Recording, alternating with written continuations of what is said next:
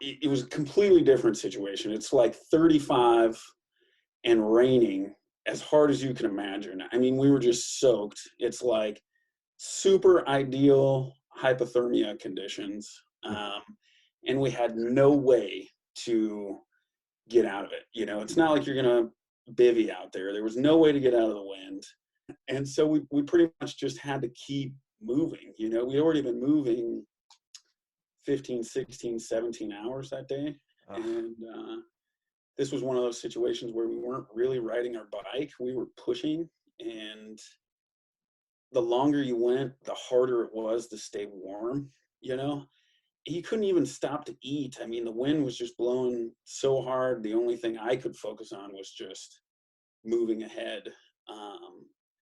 For me, it was like a complete survival situation. We just needed to get to the Topcock shelter cabin, and then it was going to be okay.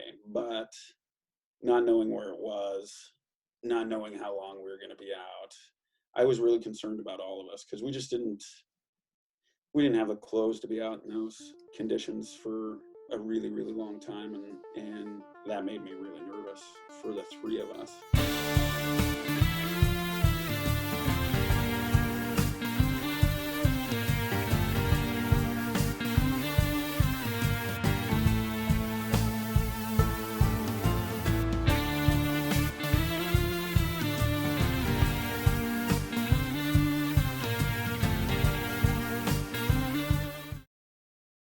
Well, I think to begin this, since there's a few of us here, can we just go around and say our name and where we are currently at this moment? I'm Jill Martindale, and I'm in Grand Rapids, Michigan. Okay. All right. I'm Petr Ineman, and I'm in Donovans Grove, Illinois, close to Chicago. Okay. And I'm Casey Fagerquist, and I live in Anchorage, Alaska. And the three of you are here because you are all the winners of the Iditarod Trail Invitational, correct? Yep. Now, I think it would be great for Sheldon and I, and for all our listeners, we would like to at least get a description, or we would like to know what this whole race was or is. So would one of you like to just give a shot to define what the Iditarod Trail Invitational is or was? Okay, well, I mean, the Iditarod Trail Invitational is just a human-powered trek across Alaska on the Iditarod Trail, which goes basically from Knik all the way to Nome. You know, so human-powered is, you know, ski, foot, or bike, and it's on the traditional Iditarod Trail used by dogs, you know, to do the race to Nome. It's 1,000 miles to Nome. Now, this year, how many people ended up towing the line at the beginning? 24 people towed the line to go to Nome, and I think, I don't know, 50 or 56 maybe towed the line for McGrath. Okay, and that's the 300, correct? Yep. Okay. And that was all bikes, or is that just people on skis, people on snowshoes? Yep, that's ski, foot, and bike. Okay. Now, was this the first time? This is a question for all three of you. Was this the first time doing this event, or are any of you veterans of this race? Ooh, well, I've done the 350 twice. Okay. So, and then it's my rookie year. It was my rookie year to go to Nome. Okay. Always bike? Always bike, yeah. I'm a skier at heart, but I can't really. I'm gonna make a lot of people mad about this. I just can't. I can't wrap my brain around skiing that far. Yeah. It was also, I've done the 350 once before, 2 years ago, and then this year was also my rookie year going all the way to Nome. Petr has been there a couple of times, So I kept referring to him as the fearless leader. So Peter, you've done it a few times then?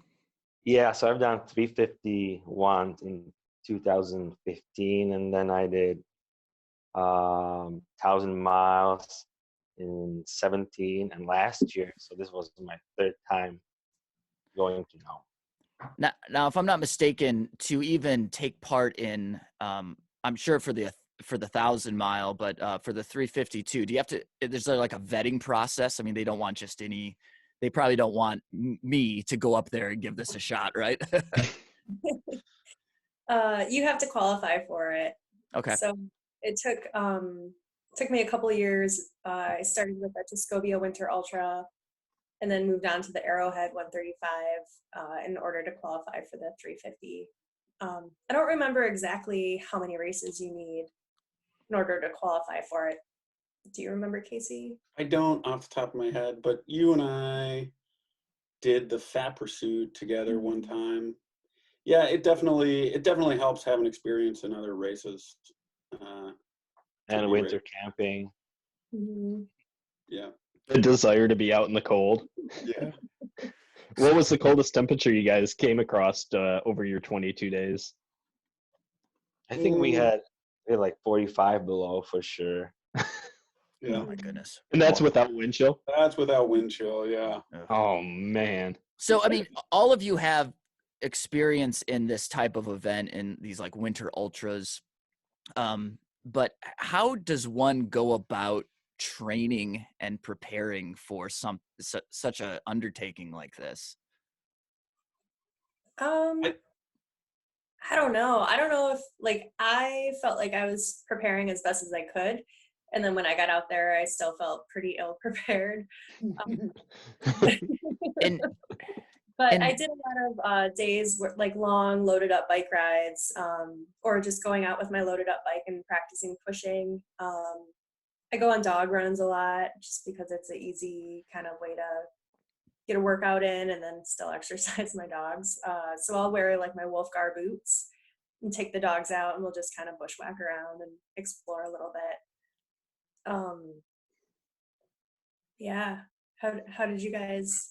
I think like I had the worst possible conditions for training. We didn't have much snow this year at all, so it was pretty.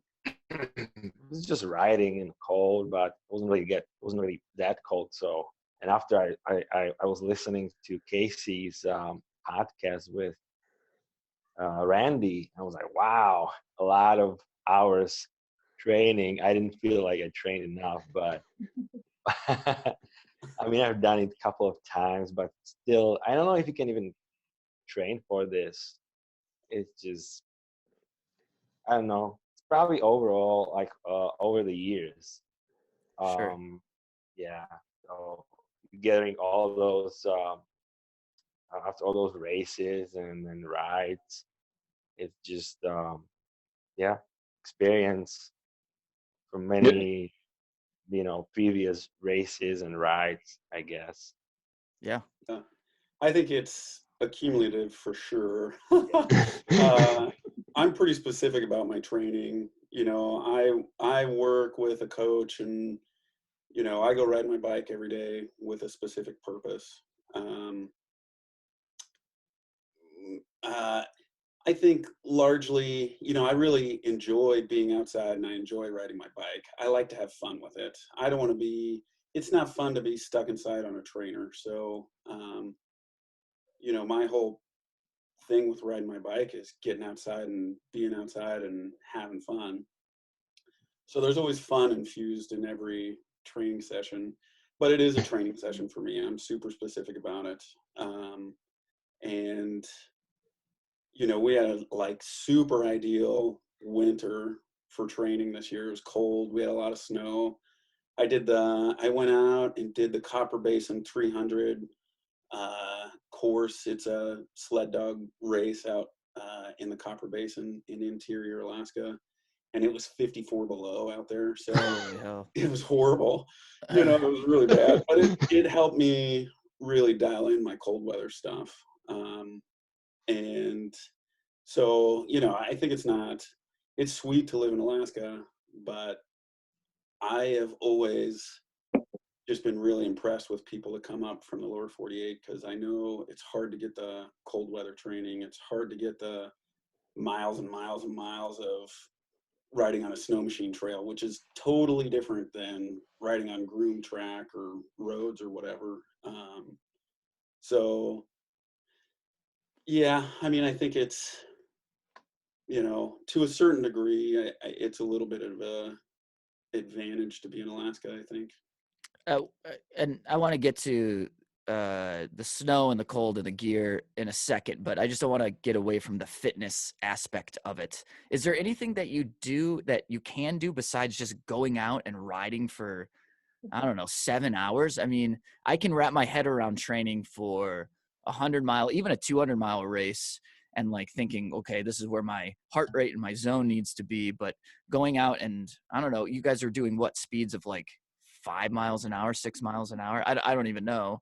How do you train for just that super low endurance, but just a huge amount of time? Besides just going out for a long amount of time. I think that's all you can do. Like, it's totally, you know, for us, it's totally dependent on the conditions. Sometimes the trail's really firm and I can average 12 miles an hour over an 8-hour ride, you know, and then the next weekend I go out and do the same ride and it's like 3 miles an hour the whole time. Mm-hmm. But, you know, like I said, I like to have fun with it. So a lot of it is I do a lot of dog walks, go run with the dogs, you know, bikes. I like backcountry skiing, so I do a little of that. I think all of it contributes to your fitness. So I think just being outside and being active is the most important part. So Jill and Peter, Casey mentioned the snow machine trails. Is that what you called them? Yeah. Well, yeah. You guys call them snowmobiles. Everybody up here calls them snow machines. Okay. Yeah, same thing.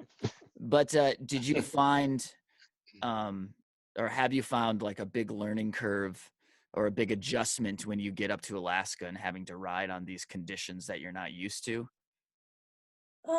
So I think some of the winter ultras in the Midwest have, you know, snow machine trails that you ride on too. So for me, I am used to kind of how soft it can get or different types of conditions out there.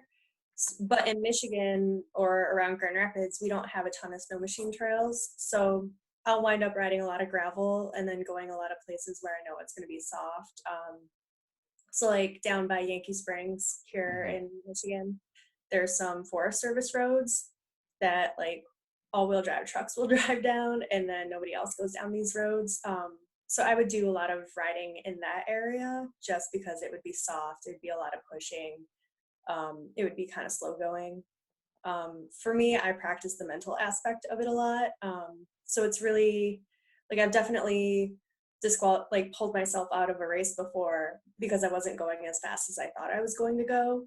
So like at Arrowhead 135, I set the course record one year. Then the next year I went and it was slower conditions, and that just kind of like messed with my brain a little bit, and I wound up dropping.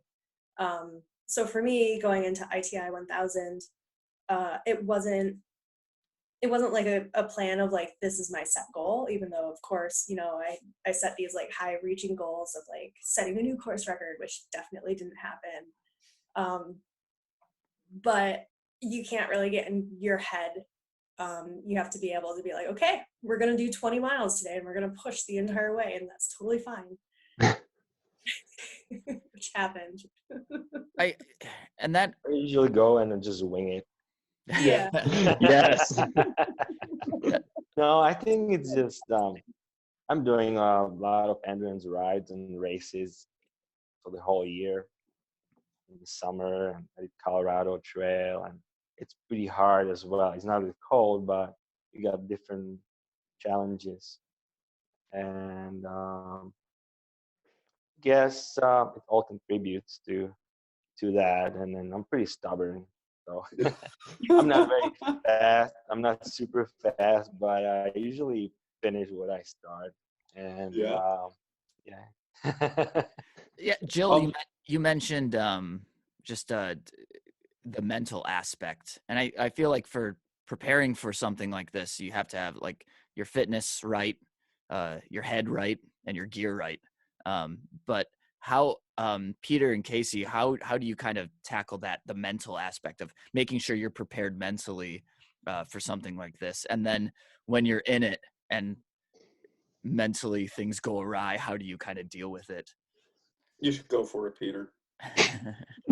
So it's definitely not for everyone, because the mental thing is probably, I would say, 60%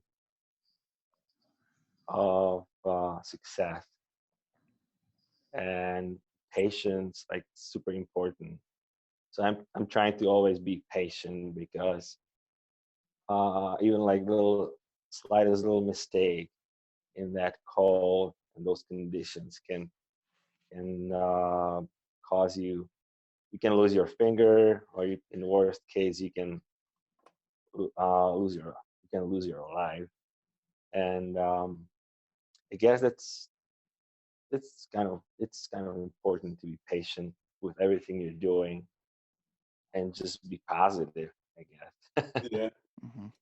Yeah, I would have to agree with that. I mean, I think going in with loose expectations, being flexible is super important, because if you Yeah. go into it expecting something, it never, it just doesn't go according to plan ever.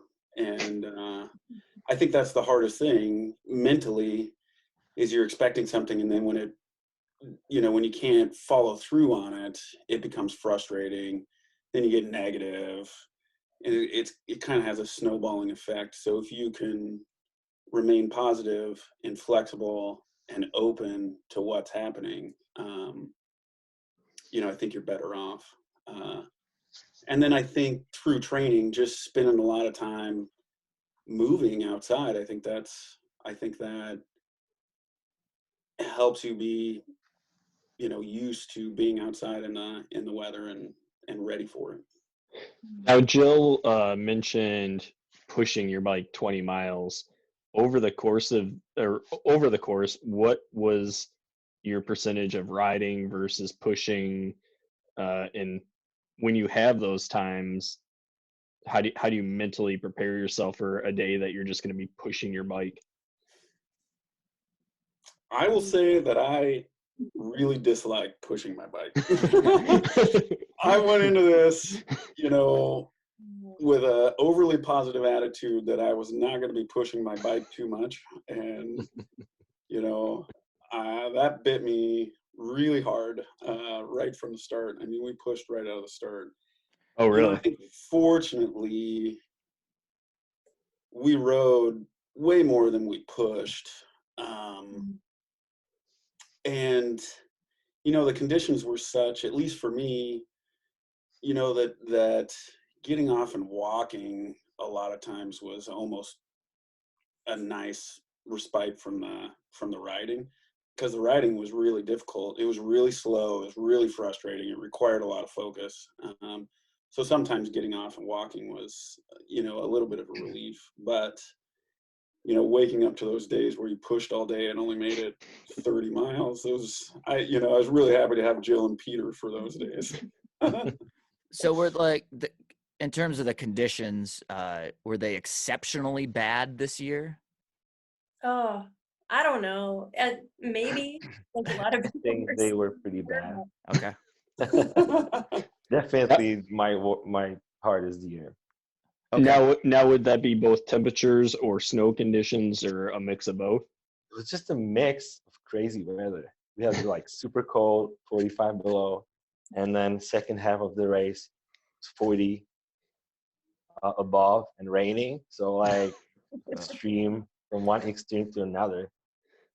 So it's just hard to adjust. kind of living up to the year of 2020, just kind of a total shit show. Yeah. Yeah. It was like every time we would make it past through like one challenge of like soft conditions, we'd be like, oh, maybe the sun is coming out, and then all of a sudden Rain would pick up and it would start to rain, and then snowmobiles would come at us and like make the trail mushier. Yeah. It just kept piling. Like just I think we were joking about it, like, what is going to be in tomorrow? Maybe earthquake. We didn't have that. Now, were you guys getting updates from your support crews about what was going on in the real world outside of the race, or was that kind of a you got done with the event and all of a sudden you're like, this is what I'm going home to? Well, I had an inReach, so my wife was texting me all the time. I think it was really stressful for her. It was really stressful for her. I don't know that it was as stressful for us, but you know, we had an inkling of what we were going back to. But you know, I mean, it's hard to. It was a huge change. I mean, it was a big difference from when we left. Oh, I can only imagine. Yeah.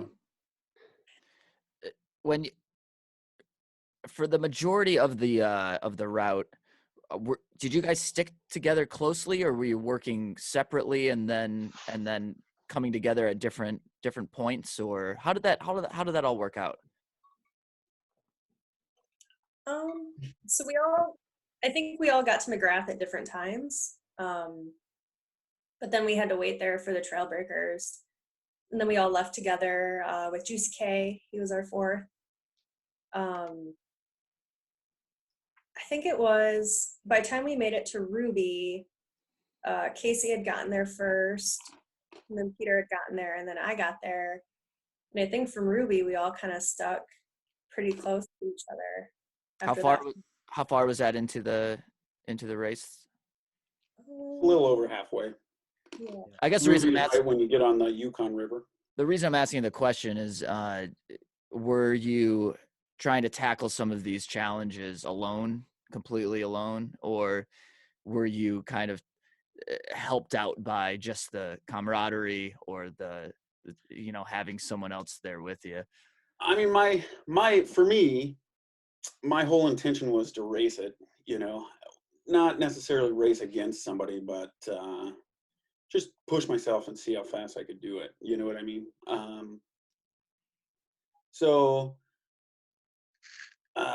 You know, into Ruby, I think I was there a couple hours ahead of those guys. And then when I left Ruby, I pushed really hard. I was like, I'm going to drop these guys on the way to Galena. I pushed really hard all the way to Galena. I mean, I was pushing really hard, and they showed up like an hour after I did, which was a little bit of a spirit crusher. You know, mentally that was pretty hard. And then we just had horrible weather after that. I mean, so the camaraderie for me after that it was nice to have people. You know, it was nice to share the burden of trail breaking. It was nice to have Jill to, you know, always be positive. It was nice. You know, I still maybe had a little bit of that racing mentality, but the further on down the trail we went, the more, you know, hardships we went through together, the harder it was to leave those guys. And the more I just liked being around them, you know.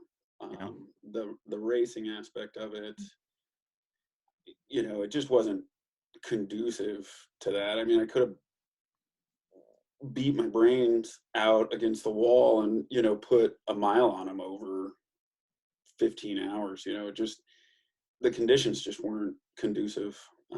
And they were way better to be with than I was to be with myself. So, you know, and I think for me, I really enjoyed being around them. So I was so happy that I was able to ride with Peter and Casey.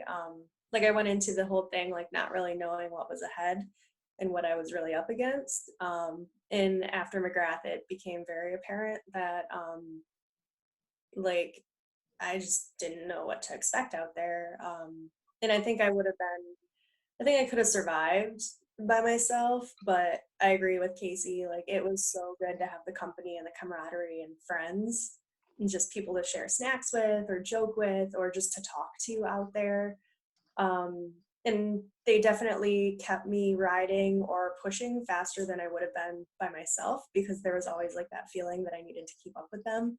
And So like normally if I get frustrated, I'll just kind of stop and just like take a breather and kind of recollect my thoughts and then keep pushing. But with them, like I didn't really have, like we definitely stopped and snacked together, which is great, but like I didn't have the opportunity to stop and like wait for an hour somewhere, just because I was cranky. And so I just kept pushing forward and following them. And I think that definitely got me done a lot faster than if I had been by myself.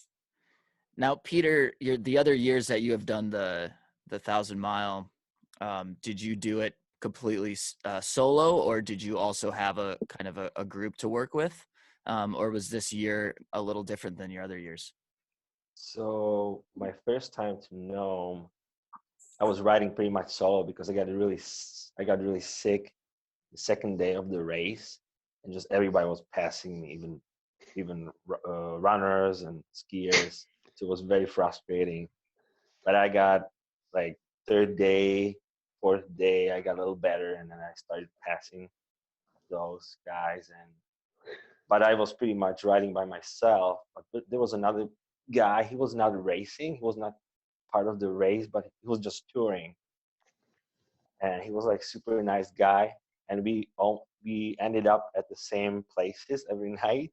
So I kind of had a company Sure. every night at those little safety cabins. But during the day, I was by myself. And then at the end, I joined last maybe 200 miles. I kind of joined with other racer the last section of the race. That was my first year. And then the last year, I I don't know. I don't really care much about racing. I'm competitive person, but like I enjoy company of other people more than racing, I guess. Mhm. So last year I teamed up, or I kind of stuck with John from West Virginia, and we kind of rode for maybe since Iditarod checkpoint, so probably about 600 miles we rode together. So it's pretty much like this year. And it was really nice to just have somebody, not necessarily helping each other, like breaking trail, but just have somebody, have some company and somebody to talk to. I can completely do it by myself, solo, but I just enjoy being with somebody else and you know, share the moments with somebody else. So that's, I don't know, I guess Yeah, no, this year was pretty, that was great. I love to be with these two guys. that's It was, yeah. that's great. So a word that's been thrown around a little bit, and a question I had before I started talking to you guys is the word race. And I'm wondering like there's different ways you can approach an event like this as either a race or, I don't know, a challenge or an adventure. I would think with, the bitter cold and all of the other variables that if I went into it, I don't know if I necessarily look at it as a race. I would just look at it as an overall challenge. Casey, you made it pretty obvious that no, you were in it to win it. You were in it as a race, right? Like, Yeah. And then Peter, it sounds like racing wasn't necessarily the highest priority for you, correct? Like it was more of Yeah. just the overall challenge. Overall challenge and overall experience. Yeah, great. And then Jill, what did you kind of go in it as? So I had a lot of different goals that I wanted to kind of capture, and so long as I like made some of them, I was going to be happy. So like goal number 1, finish. Goal number 2, finish without any frostbite. That happened. Goal number 3 was to be the first woman to Nome, and that happened. And then also my goal was to beat the women's course record. Jill Homer has it at 17 days. So my goal of getting to Nome was 16 days. That definitely did not happen. And then my biggest goal was win it overall. And I'm still, I think, kind of reeling a little bit over the fact that the three of us were the champions this year. Yeah.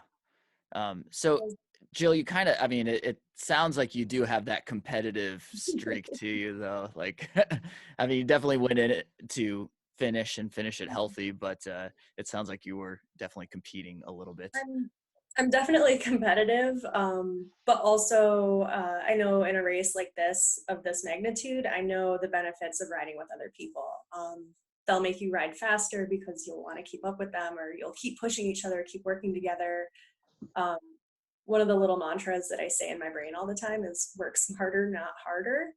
And so if I'd been out there by myself, chopping all the firewood, breaking all the trail, I would have definitely been working harder, and I would have been more tired or not able to go as far every day. So the three of us all working together, making sure that we were eating food and drinking. I will say for the most part, Peter and Casey were the ones starting fires in the shelter cabins. Mainly Peter. Now, how often were you able to have shelter cabins versus were there nights that you had to pitch a tent? I think we were pretty well sheltered, I'd say. I think there were 3 times that I bivvied up outside. That one time the three of us were together. But mostly we were in the shelter cabins or city buildings. It depends how fast you're going. Mm-hmm. If you can make it from one cabin to another, they're spread out about 40 miles, sometimes more, sometimes less. So that's kind of how you gauge your day, is once you make it to a cabin, that's kind of your day at that point. But we were there like too early. We wouldn't stay there because it would be just wasting of time, kind of. Yeah. And it also depends on conditions. Okay. Like we made it to Caltech, pretty early in the day, but we were like deep. It was a really gray day with headwind and soft trail, and we were all wet. So we stayed there at the school. It was the only exception, I guess. We kind of finished the day early, but we knew that it's gonna have a positive outcome for us for the next day because we had a lot of miles, about 85 miles next day to make it over through on the overland trail to the ocean. So we stayed at the school. Now, you had mentioned trail breakers. How often were you coming across trail that you were breaking yourself versus had been packed down by, snow machines going through or, other forms of traffic? You rely on the trail breakers. Without the trail breakers, you really, that section from basically Ophir to Ruby doesn't really exist outside of, this short period during the Iditarod. So the reason we stuck around in McGrath for a couple of days is because we needed to wait for the trail breakers to come through and put a trail in that section. And they do that with a snow machine? They do that with a snow machine, several snow machines. It's like 6 or 8 snow machines, and they all pull these big, heavy trailers behind them. Okay. They put in a really nice trail. So once they go through, you have a fairly well marked trail. They put out lathe, but I would say, basically all the way to Unalakleet, we had a really good trail, easy to follow. After that, it started snowing, and I think we had a much harder time after that. We ended up, our forward progress was hindered because we had a hard time finding the trail, where it was one of those things where you're pushing your bike and it's such flat light, you'd kind of drift off the right side of the trail, and then you sink in to your waist and step back up on the trail, and then you drift off the left side of the trail, sink into your waist, step back up on the trail. So after Unalakleet, we dealt with a blown in trail a lot, which made it slow going. We had to walk a lot. And then especially when we left Elam, that was a completely new trail with no base underneath it. And so, even though there was a trail, oftentimes it was blown in to where you couldn't really see it and it wasn't marked. And so we lost the trail a couple times out there. Yeah, I mean, without the trail, it's nearly impossible to do that trip. So, the whole trip, just you have about a 3-4 week window where it's possible every year. Now, I have a question for each of you. One, talking gear and stuff, which bikes you guys rode, but then also fully loaded, how much does each of your rigs weigh in at? So I ride the Salsa Mucklet. It's an extra small bike, just because I'm 5'2". So it can be really hard sometimes to get all of my stuff on this tiny little bike, but I did it.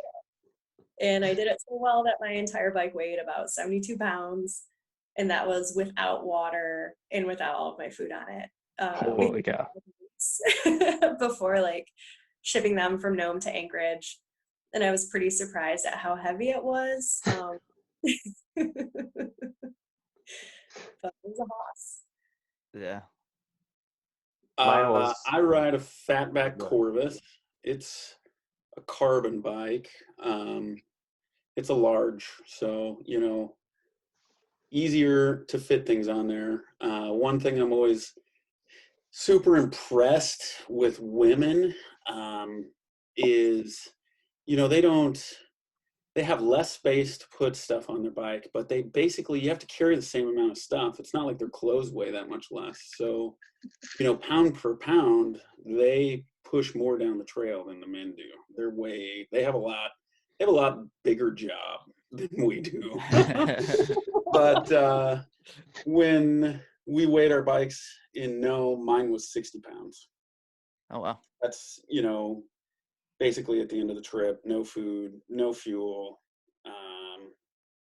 So I was a little lighter, but again, I think, I was more race oriented. So I didn't have some of the nicer things that Jill and Peter did. And I was pretty much envious almost the whole time. Let's hold on to that. I want to get back to that thing, but yeah, let's hear Peter. What was your rig like? So mine's I had a really bad experience with carbon stuff. So in 2015 was my first year, and I was riding carbon bike to McGrath, and my bike cracked, C tube cracked, and the top tube cracked. So I barely made it to McGrath. So since that happened, I was like, no carbon for me. I'm done. So I switched to titanium, which is very reliable. It's not a light, but it's kind of, if you get stuck with broken carbon parts or bike in the middle of nowhere, and what's extra few pounds. So I had Carver build me a custom fat bike. The only difference is that I can fit 5-inch plus tires, and the top tube it's straight, so I can fit big frame back, which is important to pack, so you can fit as much as you can in frame back. So it's titanium frame and fork, and mine was probably heaviest. I think it was like 60 or 74 pounds dry. So I'm guessing about close to 80 pounds loaded. Okay. Now, Peter, you mentioned 5-inch tires in an event like this. Neither Trevor and I have fat tire bikes, but what size tires was everybody running in this event? Because I feel like that's kind of a make or break. I think a lot of people I think Dillinger 5 or 4 is the most popular tire, 45 North Dillingers. I rode those my first time to Nome, but this just for me, I like more volume and wider tires. Otherwise, other than that, those tires are great. But last year I was actually riding terrain 4.6. They're great fast tires, but they lack volume again. Mhm. So this year I was riding on Johnny Fives. They are true 5-inch tires, really wide. They have big volume, and I was super happy about it because they're not the fastest, but the volume and the width this year was just like it was golden. I was so Yeah, happy. I'll I have rode I'll I have to rode a agree with lot. you. Yeah, he was. He and I have the same rims. We both have Nexty 105 millimeter rims, and he had the Johnny Fives, and I was riding the Dillinger Fives, which are just a little bit smaller. I think they're 4.8s in real life. And he definitely, he was the good soft snow rider. That extra little bit really added quite a bit of flotation for him. I was jealous often. And I had the studded Dillinger Fives, which I was really happy about, just because there's a couple times where you come across ice, so I was just really happy that they were studded. But also I was running 80 millimeter head rims, and I was super jealous of their 105 millimeter rims. So, Now, did everyone ride studded, or was that just you, Jill? I know Casey did. And I Peter, was you were studded too? Okay. yeah, I had studded tire. so in terms of gear, kind of going back to conditions and of course the cold, like how did we deal with the cold through this? And like in terms of just the gear that you're wearing, that you're storing, that you're taking with you, what did you have to deal with the extreme cold? I think the piece that I had that I didn't have when I did the 350, it's this little piece called a nose hat, but it just kind of covers like a little bit of your forehead, and it covers your nose and your cheekbones. And it's this really stupid looking thing. But so for me, I mean, I've got the Wolfgar boots. I've got a ton of different layers, and they're layers that dry fast or layers that wick sweat. So like I had the Patagonia Capilene Air base layer. I had 2 of them, so if I could super bundle up, or I could just swap out a dry one for a dry one. But that little nose hat was like That's key. Awesome. It looks really weird, but it works really good. Super happy to have it. What about you, Casey or Peter? Did you have like what were you using to control your warmth, or just so you're not sweating too much? Anything special? It's always a problem because biking, it's very I'd say it's a lot of energy you have to put out, and I have always problem sweating, so I was pretty much uncomfortable for the whole ride. Warmer it was, but when it's actually you don't need much when you're riding, but when you stop, you have to put an extra layer on top, like puffy jacket or something. But when you're moving and the wind's not blowing too hard, you don't need much. Your body it's producing so much heat that it just keeps you comfortable. But Sure. when weather gets too warm, it's actually it's a problem, at least for me, to not sweat. So like the second half of the race, I had a really hard time, and I couldn't really take anything else off. I had just my base layer and a vest maybe, and was still sweating. So, but I packed like full emergency or cold weather down jacket and insulated pants just in case. something happens, something breaks, and you'd be there stuck for days, or in worst case, we'd have to walk. So I always pack like extra warm gear, and I was pretty happy this year. I actually used everything except my big insulated mittens. So going over the rainy pass, it was like especially bad this year because the wind was really blowing and it was cold. We were up there. Casey was there a little like ahead of me, maybe a couple hours, and it was like super like coldest time of the day, or actually it was early morning, and it was like super cold, and the wind was blowing really hard. And so I actually put all my layers on top of me. I used all of it. Oh wow. It was still like I wasn't like cold, but it was kind of scary at that Yeah, moment. Yeah. And Casey, did you have anything Peter special or and I, unique? Peter and I were very similar in our clothing choices. I would say that I didn't have a nose hat like those guys, and going through Rainy Pass, it was really cold. It was 38 below, and we were thinking the wind was probably blowing 50 or 60 miles an hour.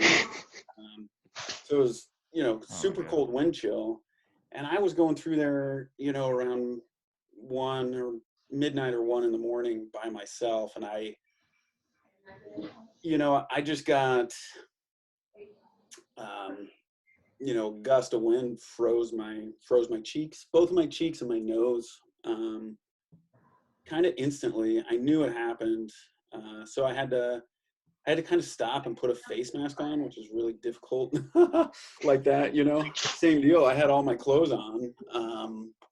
But when you have to take your hood off and your hat off and put a face mask on that covers your whole face, it was, it's like Peter said. I mean, it's kind of scary because, if you take a mitten off, it's really easy to lose it. It's really easy to lose it in the wind. So you have to be very deliberate about everything you did.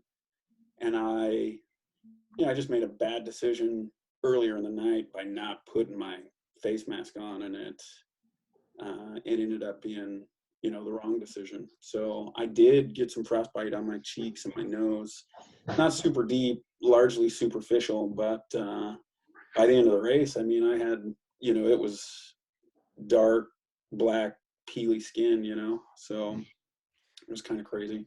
But yeah, I mean, a lot of just capilene base layers, a lot of layering. Most of my stuff is designed, with the thought in mind of being able to take it off over boots and put it on without really having to take your boots off.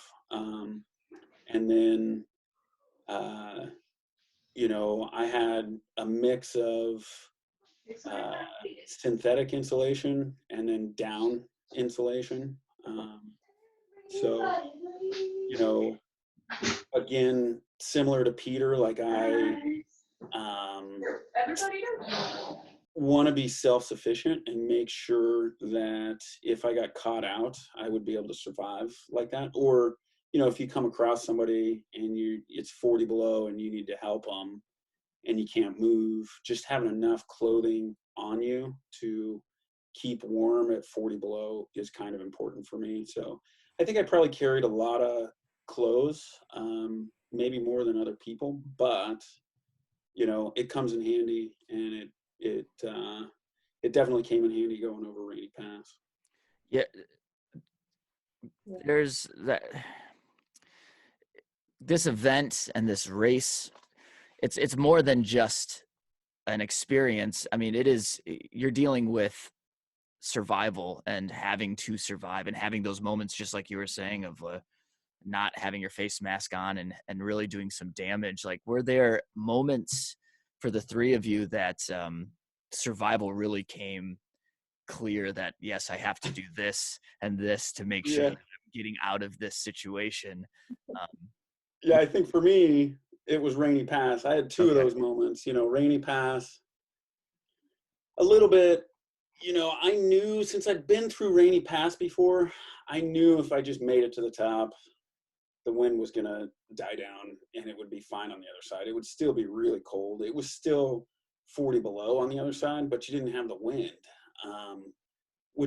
there's a huge difference between 40 below and windy and just 40 below. So I knew what I had to do in Rainy Pass. It was a little nerve-wracking where you have like when I'm taking clothes off to add layers when it's 40 below and windy, like I said, you just have to be really deliberate about it, because you could really mess yourself up. Having a bare hand in that situation's tough. And then the other situation that I think was kind of a bad place to be in was going over the Topcock Hills on the last night. The wind again was blowing. It was a completely different situation. It's like 35 and raining as hard as you can imagine. I mean, we were just soaked. It's like super ideal hypothermia conditions. And we had no way to get out of it. It's not like you're going to bivvy out there. There was no way to get out of the wind. We all had 40 below down sleeping bags. So it's not like you're going to throw your sleeping bag out and bivvy all night, in the rain. And so we pretty much just had to keep moving. We'd already been moving 15, 16, 17 hours that day. And this was one of those situations where we weren't really riding our bike. We were pushing, and the longer you went, the harder it was to stay warm. You couldn't even stop to eat. I mean, the wind was just blowing so hard. The only thing I could focus on was just moving ahead.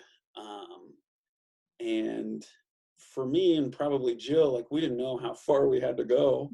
And it was just, for me, it was like a complete survival situation. We just needed to get to the Topcock shelter cabin, and then it was going to be okay. But not knowing where it was, not knowing how long we were going to be out, I was really concerned about all of us, because we didn't have the clothes to be out in those conditions for a really, really long time.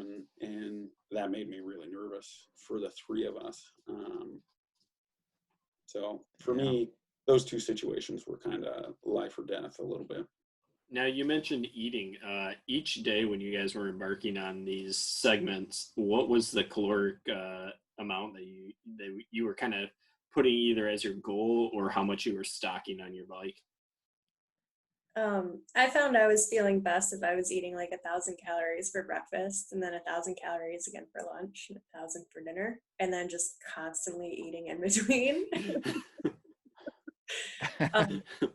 But I don't know exactly how many. I set out with thinking like 9,000 calories per drop bag, which could have gotten me theoretically if I was eating 3,000 calories a day for 3 days. And that was just a bad miscalculation. I needed a lot more food out there.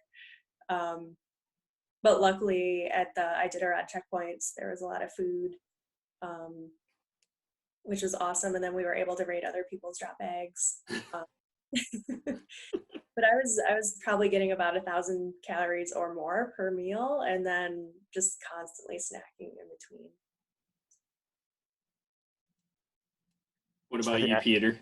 I remember counting calories when I was packing my food sending to Alaska, and I was like, I can't eat all that food. I mean, it's just too much.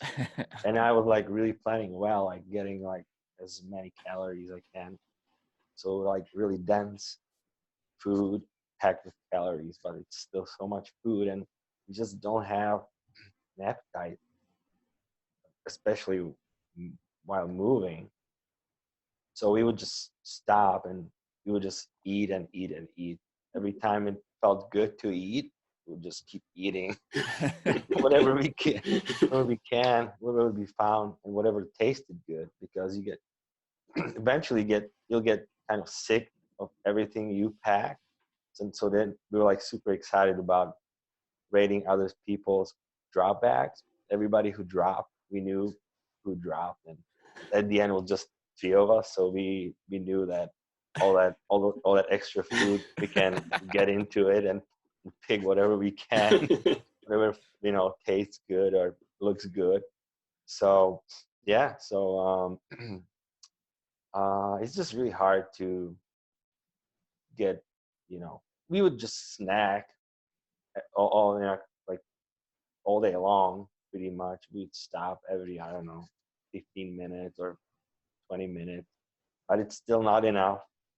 You can't just get enough food in your system while moving. So Yeah. it's kind of hard. And you gotta be really careful, because once you kind of, especially at the beginning of the race, like everybody's trying to be as fast as possible. And it's kind of like, feels like you can't stop and you just have to keep going. It's kind of easy to make that mistake. Stop eating and drinking. It can be kind of dangerous. It can get in a big hole, and it's really hard to get out once you get in. How would this year compare for you versus your previous years? Did you feel like you learned more in the previous years, or is each one kind of just a crapshoot depending on conditions? It was different every year, but I guess I learned new things this year again. So just a little things that would be be nice to change next time. But nothing specific.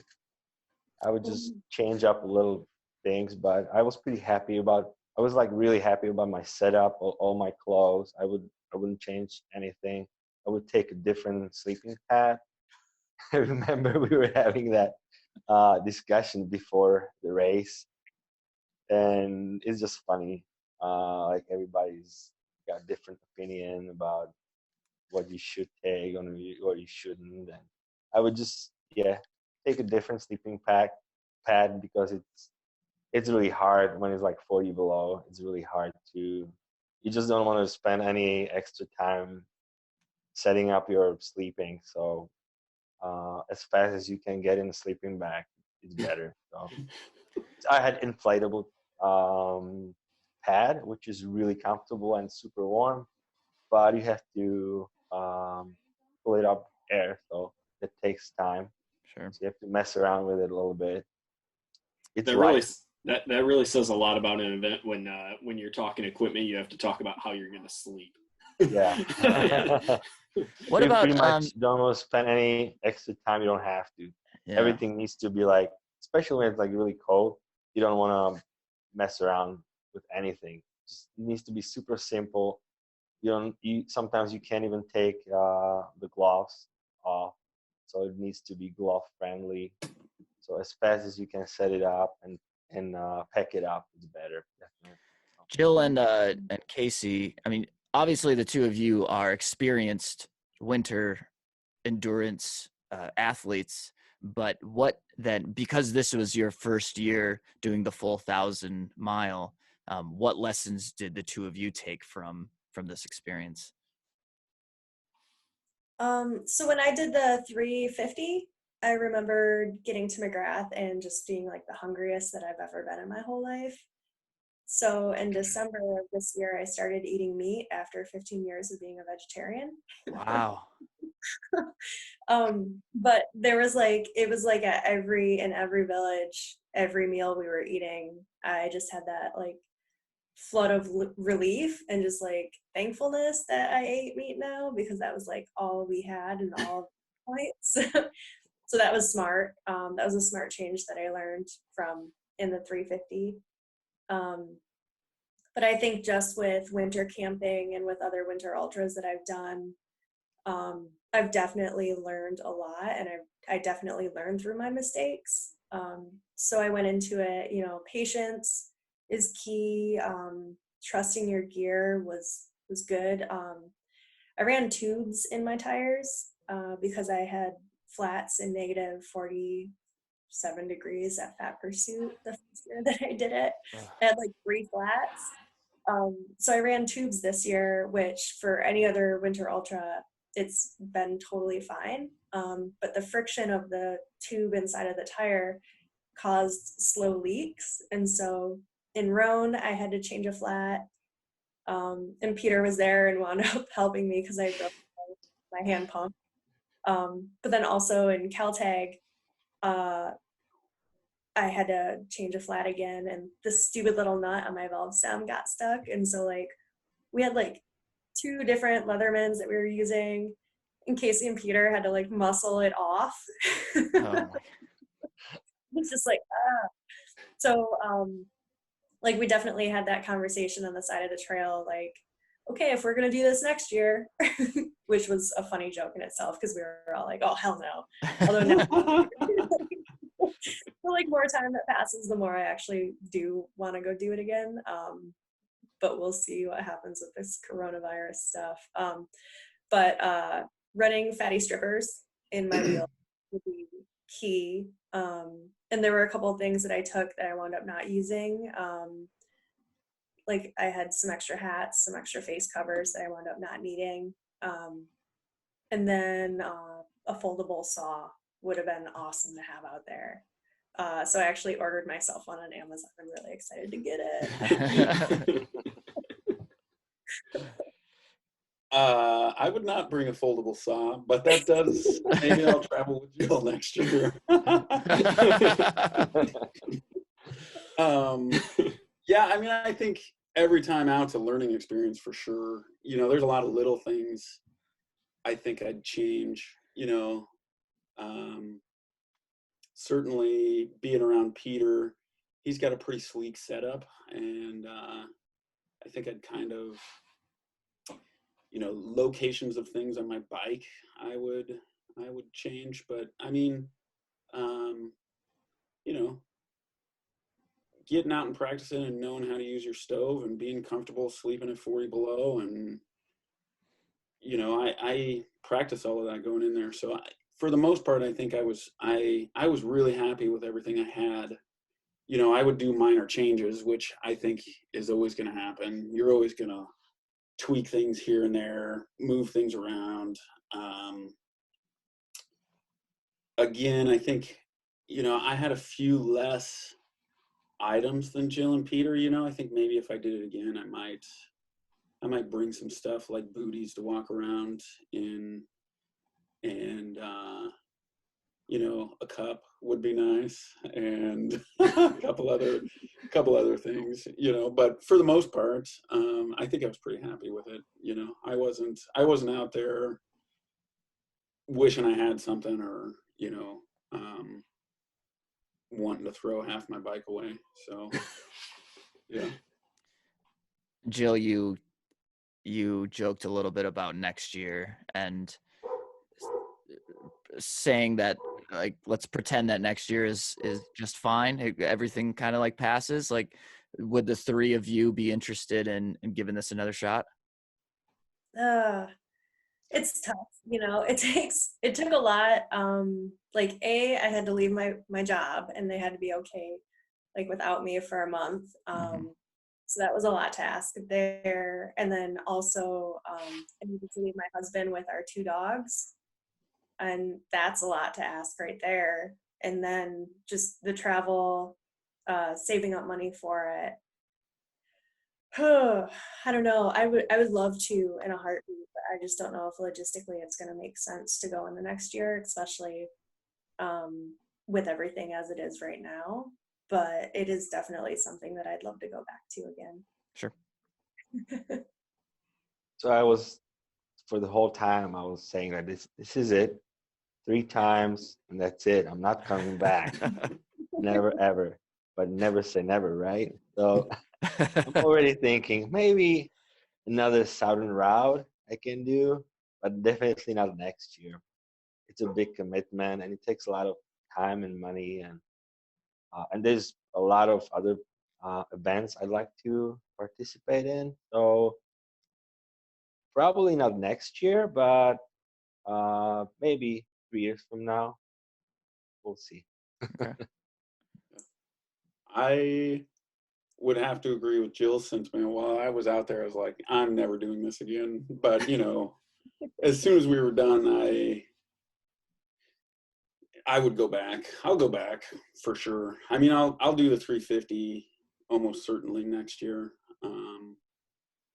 You know, just like Peter and Jill said, I mean, it takes a lot of time to do that. It takes a lot of time to get ready for it. It's kind of a burden on it's a burden on my wife. She's super supportive about it, but you know, you rely on them to do a lot of house chores, to take care of the dogs, to feed me, you know, to be interested in all my stupid little stories about this or that.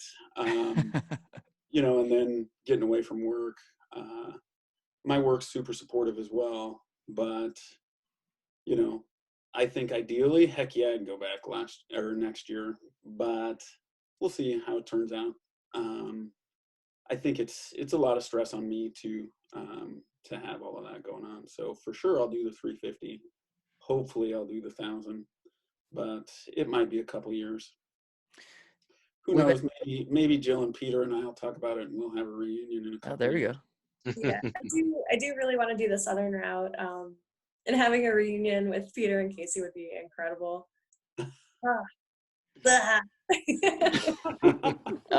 We've been kind of talking about it a little bit already, but I am interested in how you're adjusting, finishing this experience and coming off the high of accomplishing all of this, and then now being in the situation that we all are in. How is that adjustment period going for you?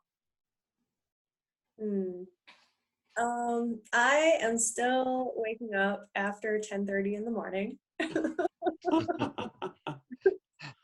I'd say it was pretty, like, this is pretty horrible for me to say. But normally after a winter ultra or an endurance race like this, I kind of rush back to work at velocity as fast as I can. Sure.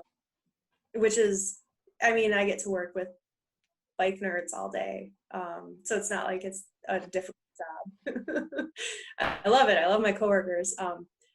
But coming home and having like a week to get caught up on sleep, and then a second week to get caught up on sleep, and then like a third week to get caught up on putting all my stinky stuff away, actually been kind of cool. I've been able to get caught up on things and then get rid of that brain fog that normally I struggle with after an endurance event. So it's been kind of neat for recovery. Sure. And that's something I'm not used to. But I was definitely like dreaming of things out on the trail, like I'm gonna go get a pedicure. Like, not that I've had one before, but like that just really good at the time. Or like I couldn't wait to go grocery shopping and just stare at all the food on the shelves. That didn't happen. So it's been weird, and I thought I was gonna get home and hug all my friends and see everybody, and like I thought it was gonna be like a tearful reunion when Dan rolled up to pick me up from the airport with the dogs, and I didn't cry. I totally, like, there were times I cried on the trail thinking about crying when I saw Dan, and I was just happy to see him. Yeah. Peter, Casey, are you finding it? Oh yeah, I went right back to work, so I still really like taking naps. It's really hard for me not to take a nap in the middle of work, which is a problem. Yeah, I mean, I think it's been largely, maybe, I guess I'd say, unsatisfying getting back. It's funny, you know, like most of my friends and coworkers just can't relate in any way to doing that. So I don't really have anybody to talk to about it other than my wife, you know, and she's doing a doctoral program, so she doesn't want to listen to me, not in a mean way, but you know, she's got other things going on, and so I can't like incessantly just, you know, tell her stories. So it's been weird, yeah, not having interaction, you know, not being able to tell stories or have a productive way to process all of that has been strange. And then being tired since I went back to work, I've just been tired. So I haven't really been able to get out and work out much consistently, which is always a good release for me, stress release for work and life in general. It's been a little difficult for me. So, not like, I don't know. It's just been lonely a little bit. You know what I mean? Which Sure. I think everybody is dealing with. So Alaska, are they in a kind of a full lockdown? I don't know what measures Alaska's put in place. Yeah, we're pretty locked down. We're not allowed to really, you're not supposed to leave Anchorage or leave the community that you're in. You can leave to go work out and do stuff like that as long as you're not doing it in another community. But yeah, it makes it hard to get away. It makes it hard to get out and do the things that you're used to doing, for sure. Peter. Say it's like every time in previous years when I got back, I would just go straight to work. And this year was kind of nice in a way that I didn't have to. So I stayed home for like 10 days. And I had a really hard time to adjust, especially sleeping. I couldn't get to sleep like until like 2 in the morning. But then next day I would wake up at like 11:30. And that really didn't help because I didn't have to wake up to work. So it was just kind of dragging on for like 2 weeks. And finally, when I had to go to work, it was really hard to, get up at like 6:30, 7 in the morning. Yeah. But yeah, it's like Casey said, it's kind of hard to, there's nobody to relate, because nobody understands what's out there, what we went through. And so there's nothing to talk to about it, really. It'd be really nice. And especially this year that I can talk, visit my friends and have a beer and talk about it and show them some pictures. And so it's kind of like sad. Even when we got to Nome, we just pretty much packed and left the next day. So we were kind of missing that kind of victory. Yeah. Yeah. You can get some good food, which we were like dreaming about for the whole time. Yeah. Some beers and get a good burger, and so no celebration. It was kind of quiet, and we left before. Yeah, we didn't get a chance to celebrate. So it's kind of sad a little bit. Yeah. Yeah. So I do miss Peter and Casey quite often. Yeah. I miss them a lot.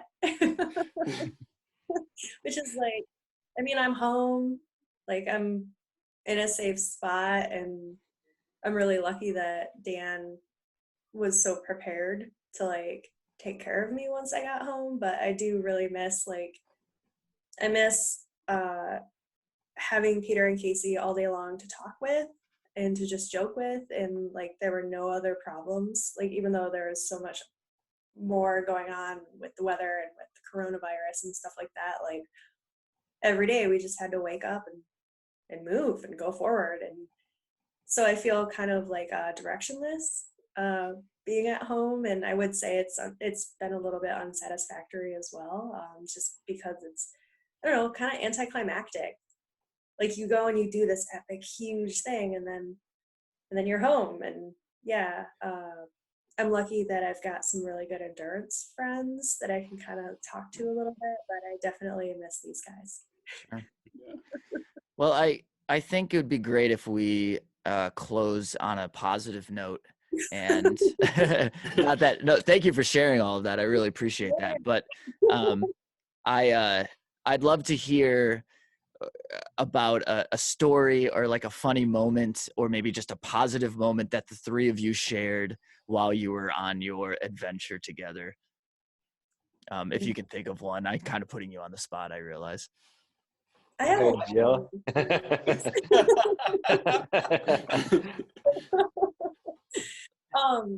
one, I don't know why this is the first one that pops in my brain. Oh gosh, I got another good one. But share both of them. I don't. so like one funny time we were on the Yukon River, and there was this dead frozen moose just on the side of the trail with its legs like all up in the air. And we all like kind of rode past it, and then we grouped up to kind of eat some snacks and just all immediately started laughing and making jokes about it. Like, wondering who like crawled inside of it the night before to keep warm. And, like, so I liked that. But I also, I don't know, there were so many good ones. So movie. Yeah, are you saying the movie? The movie. Yeah.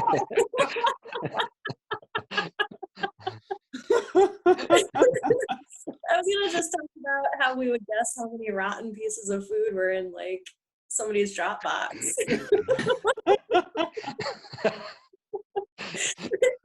Well, that was a good one too. We had a good discussion that like lasted over several days. If this was like an action movie, who would like what famous celebrities would play us? What did you guys decide on? I want to know. So it was every day was like challenge after challenge after challenge, and so we were joking that there were just like people in the villages watching our trackers, and like they would wait until we were 10 miles to a village, and then they would ride their snow machines at us, or like, oh, they made it to the wind, let's send some rain. It was very like Hunger Games-esque. So Jennifer Lawrence plays me. Of course. Think maybe because of the side braid.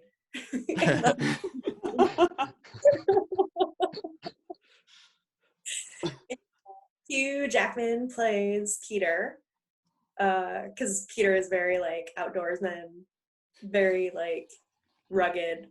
I mean, he can just like, kick ass. Yeah, I can see that. I can see it. Yep. Good casting. Good casting. And then Casey is Ryan Gosling. Hey, I would see this movie. I'm buying tickets for sure. Jenny Imagine made, like Michael Bay directs Iditarod 1000. so Jill's friend Jenny, she made a poster. I was just laughing so hard when I saw it on Facebook. It's just hilarious. So she only took the faces of those actors and put it on our bodies. It's just so funny. It's hilarious. That's fantastic. I'm guessing this was Ginny Acker. Yeah. Yes. Naturally. I'll have to look this picture up and find it. Oh yeah, you have to. You have to make them posters. This was fantastic to not only hear about this story, but to get all three of you together and for you to share your experience with us. This was way more than we expected. Yeah. Thank you so much for taking the time and finding the time and sharing this with us. And I know it was, there's so much to talk about, and there's probably so much to process that we only scratched the surface a little bit, but I honestly, this was great. Thank you so much. Yeah. Thanks for having fun us. for me. Yeah. It was great meeting the three of you. And Jill, hopefully when all this blows over, we'll get a chance to actually see you at some events this year. Yeah, for sure. All right. Thanks a lot. All right. Have a great evening. Yes, guys. Thank you. Thanks.